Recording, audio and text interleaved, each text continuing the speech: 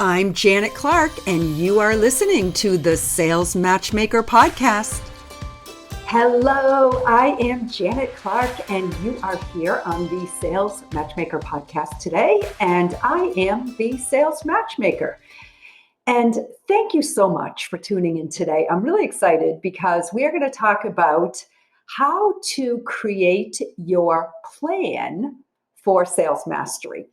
Now, I'm wondering if you're anything like most of the coaches and consultants that I speak to on a regular basis, if you ever get that feeling like you really are not cut out to be a salesperson. Now, unfortunately, there are even salespeople out there who occasionally start to feel like maybe they're not cut out to be a salesperson. You know, I was speaking with someone the other day, and this was a successful coach, somebody who has already sold a number of programs.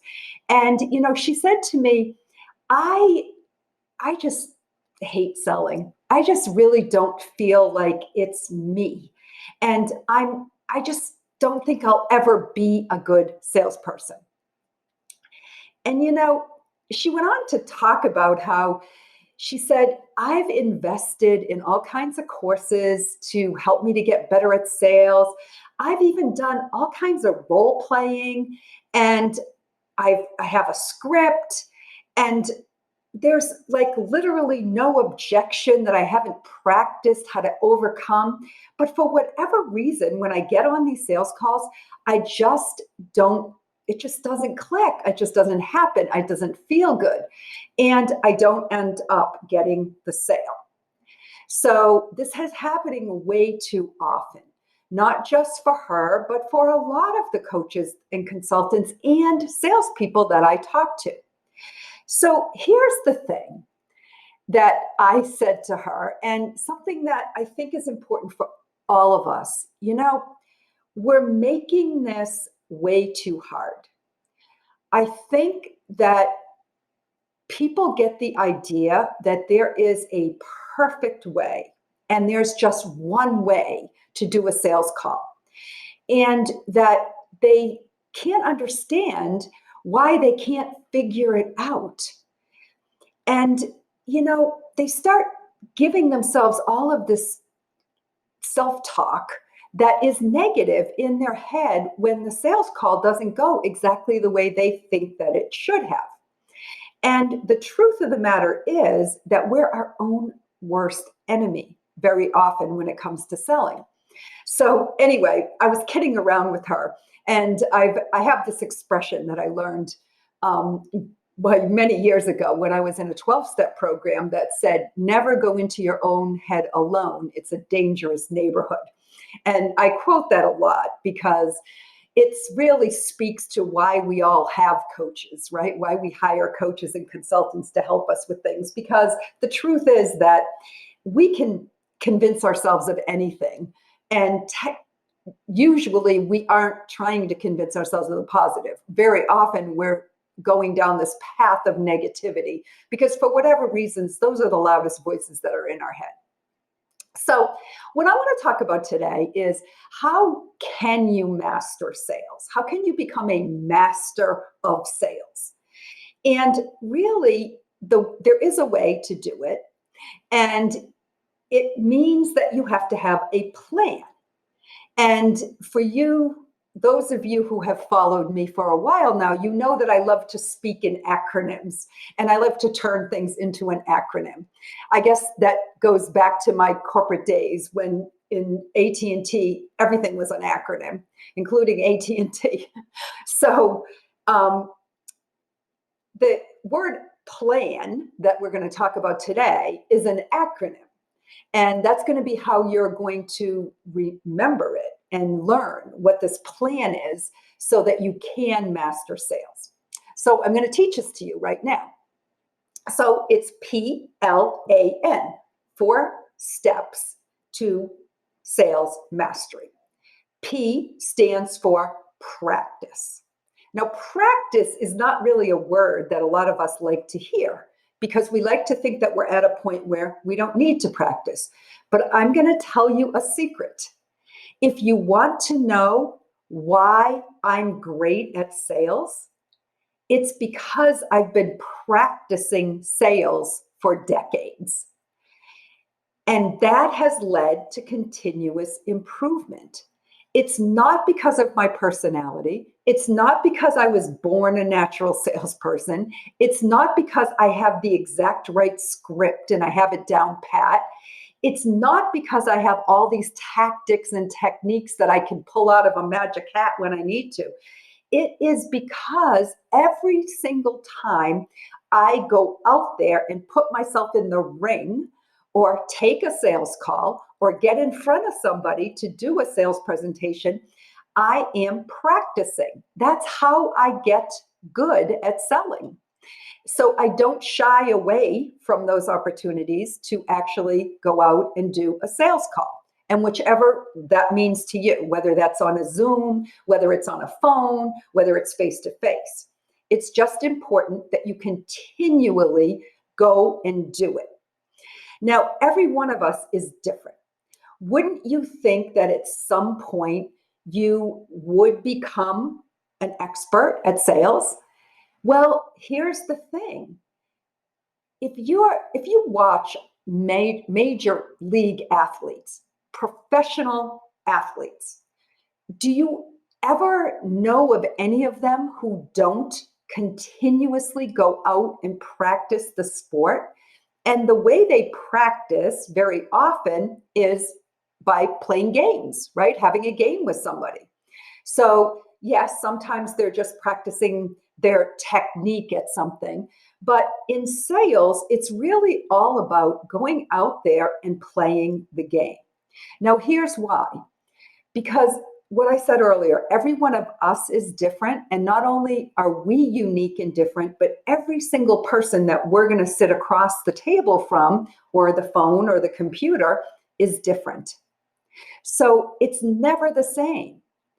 It's always going to be a new playing field. You're playing a new team.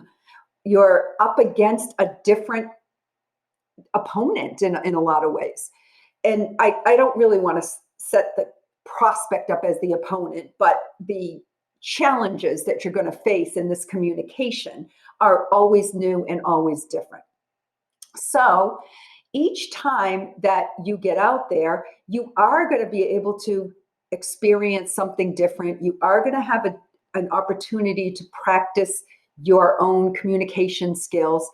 But the point of the matter is that you're just going to get better and better and better at doing it the more you do it. So P in plan is practice. Now, the truth about selling is that practice does not make perfect, because there is nothing perfect about sales. It's always ever changing, and it's even moods and people's coming into it from a different place. And you could talk to the same person one day, talk to that same person another day, and they're in a totally different headspace. Things around them are different in their environment. So that's why you just keep doing it. And here's the thing, practice does not make perfect, but it does make you a lot of money. So I want you to keep that in your mind. So role playing is not that important. It's fine to do it in the early stages, but I feel like the real thing is the best. So don't shy away. Too many salespeople don't ask for the appointment. They don't ask for the meeting. They don't ask for the call. They fall short of that. You won't get your practice if you're not on calls. So even if you think that this probably isn't the ideal call, if you feel like you're not doing enough sales calls, then get on more and make sure you continue to put yourself out there and you keep practicing. Okay, that's P. L stands for leadership. You are not going to be great at sales if you don't know how to lead a conversation. So let's talk about what are the character traits of somebody who is a great leader. Well, if you think about it, the first one is always confidence.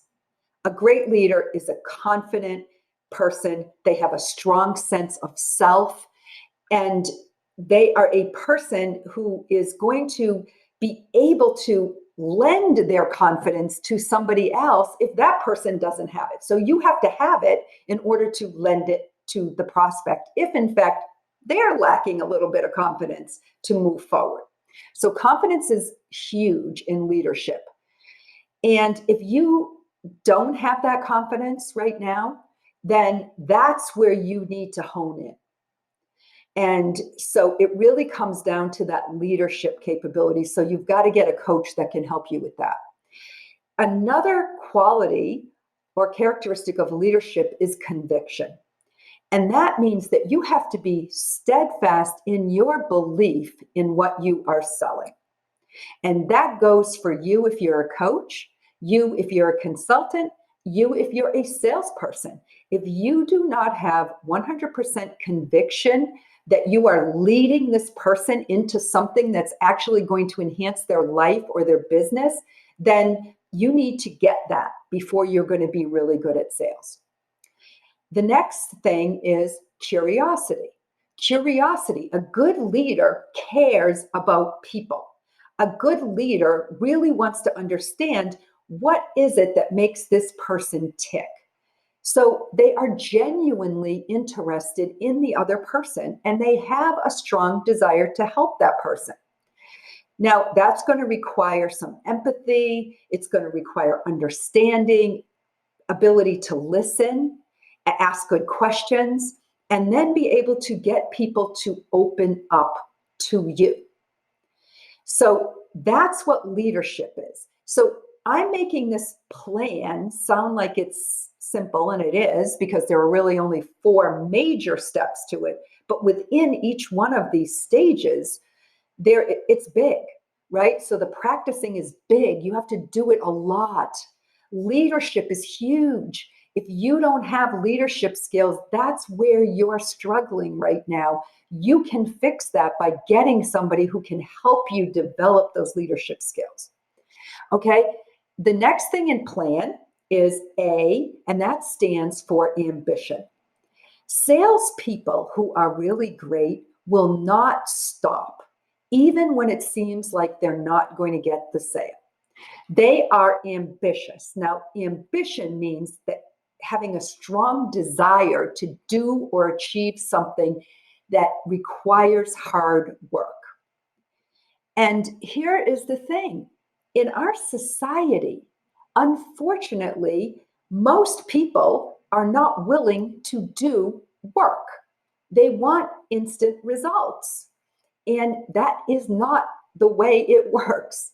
So the reason why the statistics show that 80% of all sales are made by 20% of the good salespeople, the reason for that is because that 20% of people are the ambitious ones. They're the ones that will push through rejection. They are the ones that will stay the course to get to success, even when it feels hard. Now, you may have heard that it takes 7 or 8 times where somebody has to hear something before they're actually going to have it sink into their head, or before they're willing to make a decision to move forward with it or buy it. And that actually may even be on the low side. It may take 10 or 12 times for that person to decide, to hear something, and then finally decide that they want to move forward. So a good salesperson is not going to be afraid to hear no 10 times.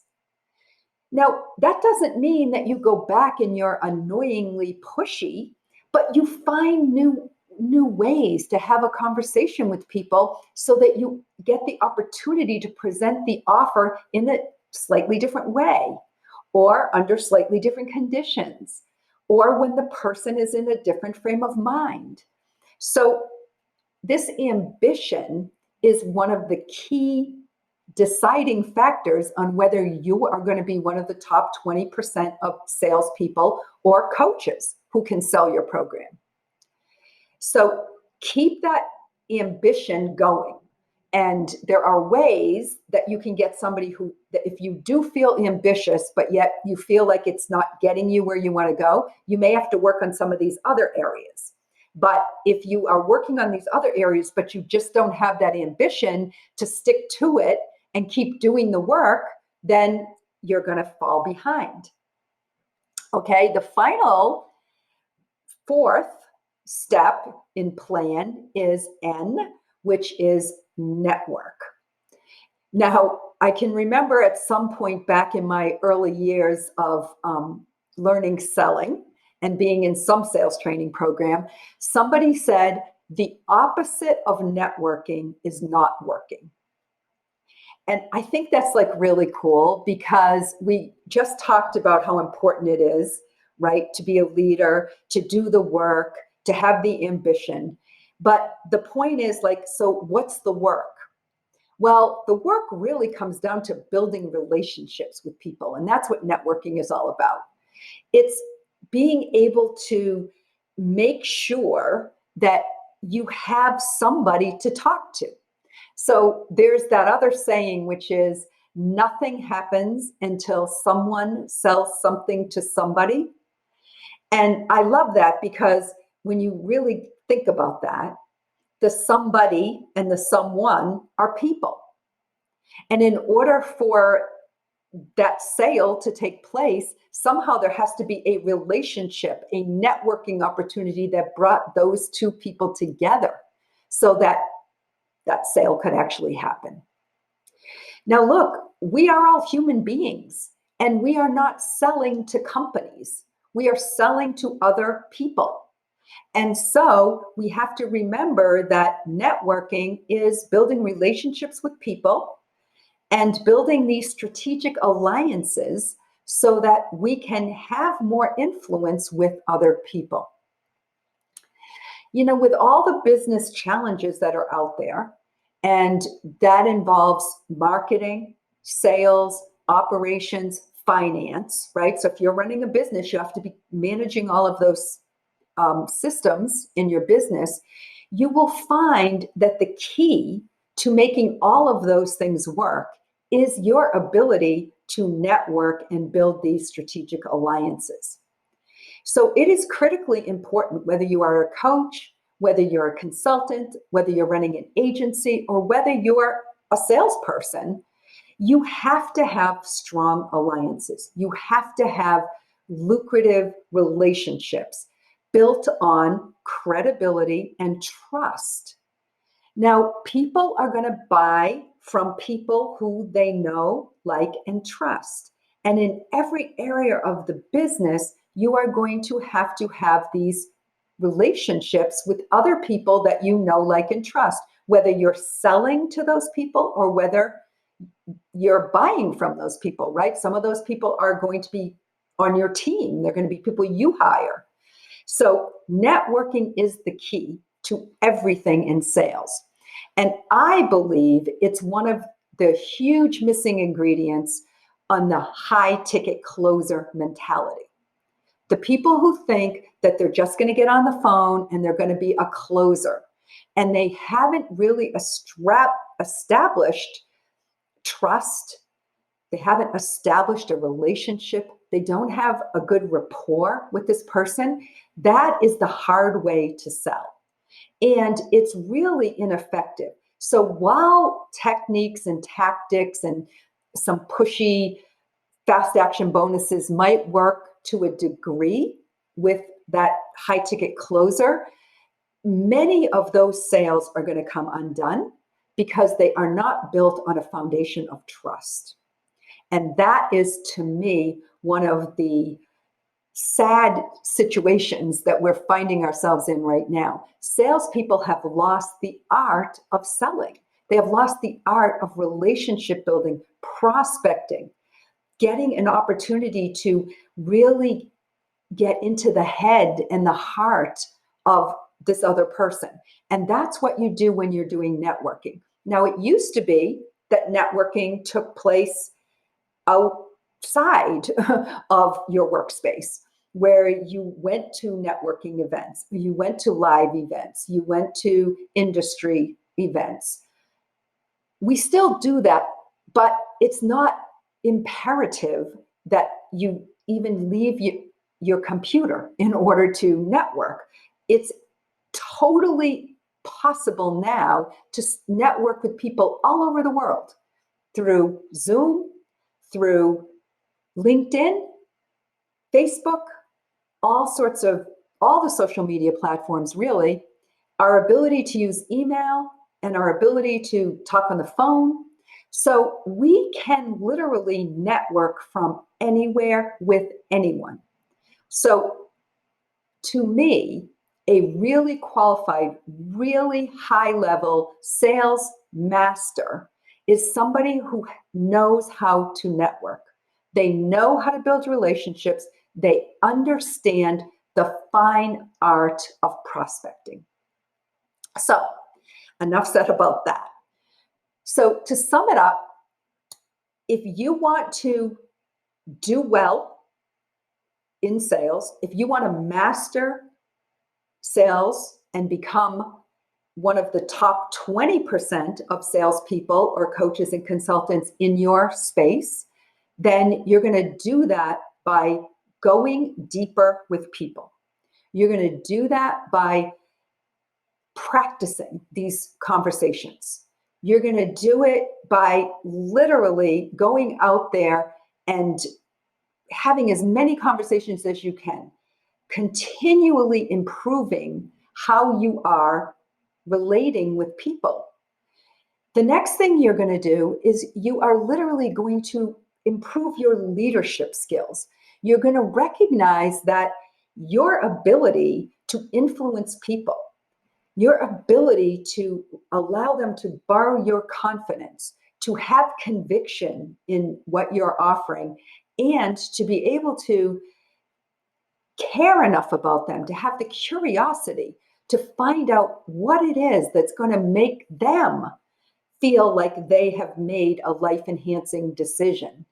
That is all about leadership. And the next thing is you have to be ambitious, right? You need to be willing to go where the others don't go, which is beyond the no, beyond the rejection, not letting that stop you, not getting discouraged, not giving up.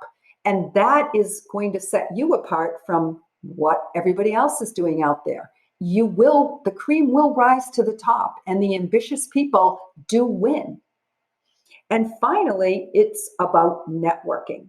And networking means building relationships of trust. And that requires you to be empathetic. It requires you to go deeper with people. And I remember Chet Holmes, one of my earliest sales mentors, saying, the deeper you go, the more you will sell. So let me say that again. The deeper you go, the more you will sell. That's probably something worth hanging up above your computer, right? Put it on the mirror. Try to remember that you will differentiate yourself from other people if you go deeper. It's definitely not something that the high ticket closers out there are doing. They are using sleazy tactics and techniques and trying to manipulate people into making a buying decision, but you're not doing that. You're literally going deep with people and helping them. You're standing in the fire with them. So that's the plan. The plan is you can do this. You can master sales. Follow this acronym PLAN, and you are going to find yourself making more money, having more fun, having a much better reputation, enjoying life a lot more, and obviously getting to the point of freedom, which is what we all started our life of entrepreneurship to do.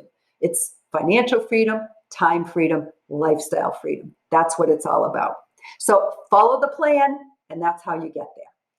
Now, if you're a coach, a consultant, or an agency owner, and this plan makes sense to you, I'm always happy to chat with you about how you can implement this for yourself and get matched up with a salesperson who will also be able to help you to implement this plan for yourself. If you are a salesperson and you are looking to be matched up with a coach or a consultant, that is what the High Ticket Sales Alliance is all about. And so we will provide you with the opportunity when you become a member of the Alliance to practice on real prospects. We'll teach you how to be a leader. We'll teach you how to lead your prospects to buy. We'll teach you how to recognize your own ambition and to be rewarded for that ambition. And we'll introduce you to our network of coaches and consultants who are ready to have you start selling for them. So I'm always here waiting to have more conversations with you. I enjoy so much when podcast listeners reach out to me and comment on something that they heard, something they'd agreed with, or maybe had a question about.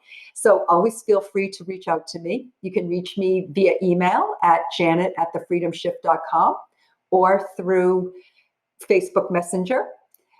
If you are looking to be a guest on my podcast, this is something I'm going to be opening up as a whole new opportunity. So if you've got something that's really impactful that you have to add to the Sales Matchmaker podcast and you want to get your great ideas out to help other coaches, consultants, and salespeople, I'm always happy to invite you on and let's chat right here live on one of our podcast episodes. That's great exposure for everybody and it's helpful for our listeners.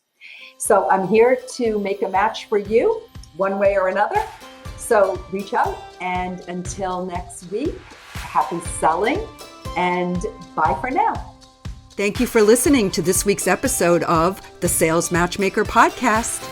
To hear more episodes, visit us at www.thesalesmatchmaker.com.